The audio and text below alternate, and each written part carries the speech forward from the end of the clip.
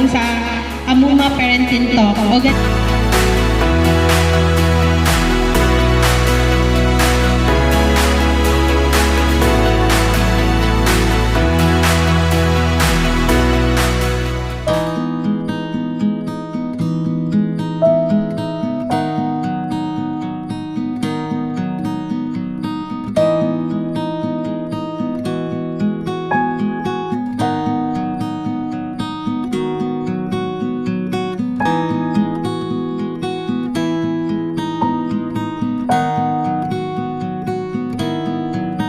I want to be vocal about my feelings with my parents.